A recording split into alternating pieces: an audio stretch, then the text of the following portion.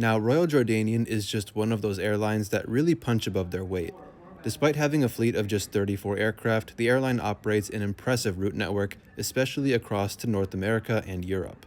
In Chicago, a city with one of America's largest Middle Eastern diasporas, Royal Jordanian remains one of the most convenient options for passengers traveling to countries like Palestine, Lebanon, Syria, and Iraq, among others. Now, I've heard many mixed reviews from friends and family about what flying Royal Jordanian is really like. Today, I'm about to find out for the first time as I head across to Saudi Arabia during the last 10 days of Ramadan, all while the Middle East is tragically engulfed in one of its biggest conflicts in recent history. So, what's it like flying Royal Jordanian in 2026? What's it like traveling long haul while fasting? Why am I still going on this trip despite everything going on? Was I okay? Okay, clearly I was, alhamdulillah, but this video and the three that will come after it will hopefully answer all of those questions. And with that being said, I hope you'll enjoy today's video covering the 11-hour voyage from Chicago to Amman.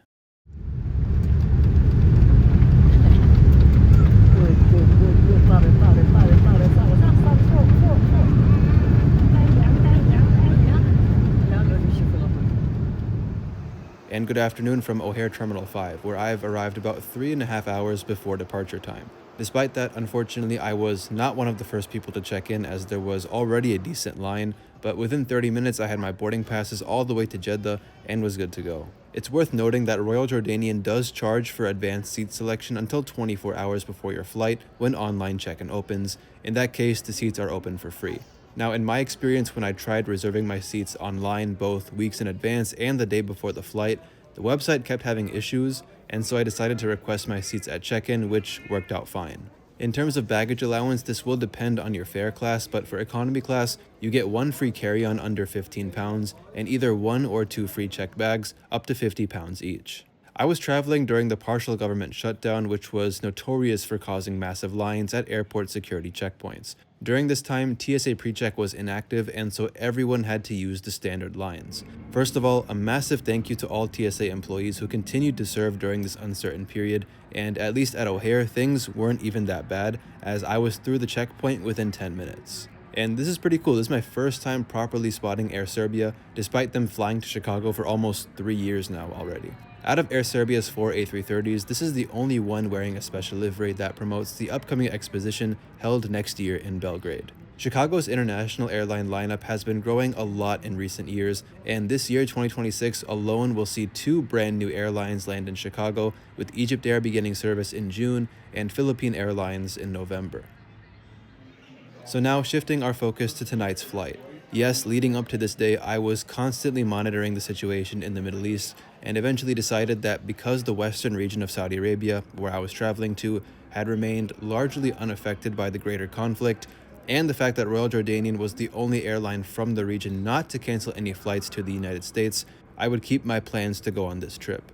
And the way things worked out is crazy because I was originally hoping to fly with Qatar Airways this time, and lo and behold, they were the airline most affected by this conflict. This 777-300ER landed in Chicago back on February 28th. It was stranded here for over 2 weeks before finally heading back to Doha on March 18th. As of April 8th, Qatar Airways has resumed service to Chicago on A350-1000s, but the airline is still gradually reeling from the effects the conflict has had on its operations. Etihad Airways had also suspended flights for about 2 weeks between the end of February and mid-March, but to my surprise, Emirates had only suspended Chicago service for a few days. By March 5th, the airline had already resumed flights, albeit with massive detours. Until April 12th, flights going from Dubai to Chicago would first fly east to transit Pakistani airspace before eventually turning west to fly towards Chicago. Now, understandably given the situation, it seemed barely anybody was on this flight because the gate area was almost deserted. Our 787 today was the first in Royal Jordanian's fleet to receive the stunning new livery, as if the old livery wasn't classy enough. Royal Jordanian's dreamliners are all named after members of the Jordanian royal family, with our aircraft being named after Prince Ali bin Al-Hussein. Royal Jordanian remains a prominent choice in Chicago, not only for those wanting to visit family and friends in the Middle East, but also pilgrims traveling to Saudi Arabia. Royal Jordanian offers among the quickest itineraries between Chicago and cities like Jeddah and Medina, with Turkish Airlines being a close second. And now with Egypt Air entering the picture later this year, it'll be interesting to see how these airlines compete for the most convenient itineraries to Saudi Arabia, at least until Saudia finally decides to begin service to Chicago. Now, I really appreciated that with it being Ramadan, Royal Jordanian provided an entire cart full of water for passengers to break their fast with. For all flights, Royal Jordanian starts boarding about an hour before departure, which is the earliest I've seen any airline do. And boarding started right at iftar time, which is the time to break the fast, and after doing so and praying, it was time to get on board. Now, I was assigned seat 17K at check-in, which is a window seat, but unfortunately by the time I reached my seat, it was occupied by a special needs kid and her mother who weren't too keen on moving. So I did what any reasonable member of society would do and just took the aisle seat. Royal Jordanian is gradually rolling out a new retrofitted cabin with new business and economy class seats, which are already in service on the new 787-9s, and I believe one 787-8 as of now. Otherwise, these older cabins are still in decent shape with seatback entertainment and USB-A ports, and universal outlets between seats. The legroom is also pretty decent, and being in the aisle, you get a little bit more room anyway. Waiting on the seat are pillows and freshly wrapped blankets. Now, I don't know if I was being extra, but seeing the state of this pillow was a little off-putting, but I'm glad there was a cover on it. Inside the seat pocket, you'll find an air sickness bag, safety card, Wi-Fi instruction card, and even an Inflight magazine, which was super cool to see. And just before pushback, the crew handed out earphones for the entertainment system, which were pretty decent. Your nearest exit may be located behind your seat. If you are seated near an emergency exit, read the instructions on the placard next. The evacuation slides at these exits may be used as rafts. A life vest is to inflate. Pull on the red tab or blow into this tube.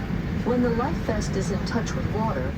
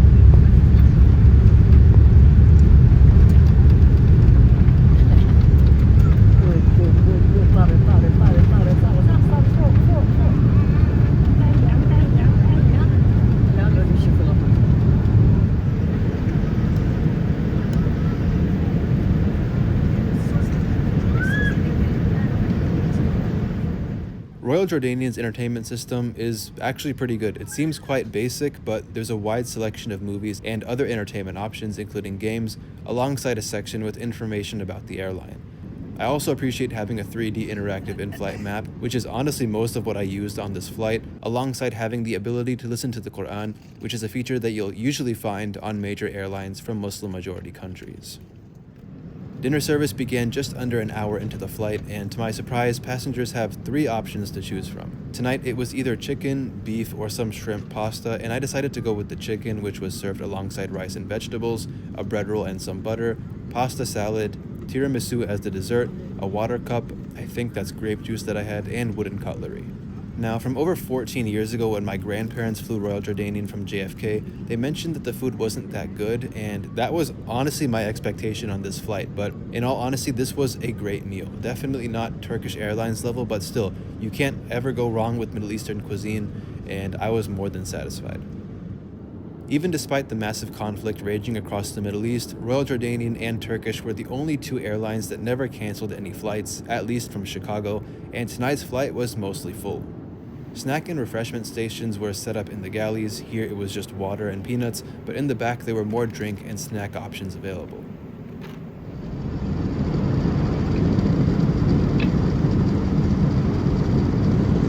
حضرات المسافرين الذين ينوون الصيام بعد حان الآن موعد الإمساك وبعد 5 دقائق من الآن سوف يكون صلاة الفجر.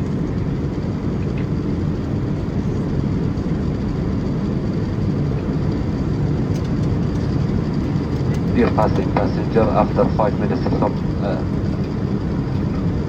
it's al-imsak time now, and after 5 minutes will be al-fajr.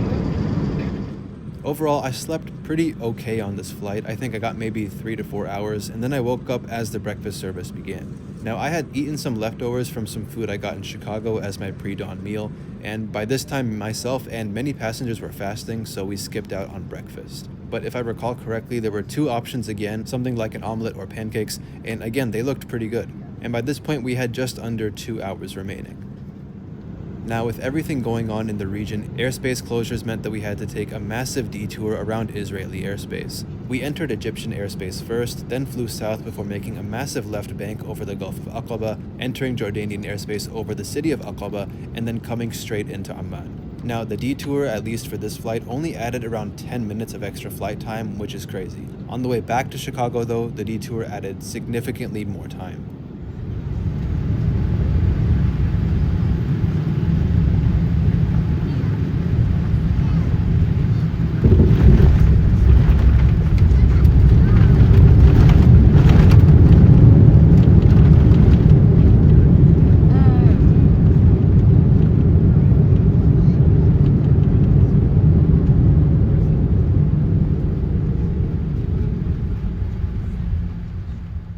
And welcome to Amman, where I'll have about 2 hours to transit before my next flight to Jeddah. This trip was booked as part of an Umrah package, which, including flights, hotels, transportation in Saudi, etc., was around $3,000, which is honestly a really great deal. The flight itself was decent, nothing extraordinary, but with good food, decent seats, and, most importantly, an on-time flight with no disruptions, there was nothing to complain about. Now, unfortunately, this is kind of an abrupt ending, but we've reached the end of this video. So thank you all so much for tuning in today, and I really hope you enjoyed today's video. Until next time, take care everyone, ma salama, and see you soon.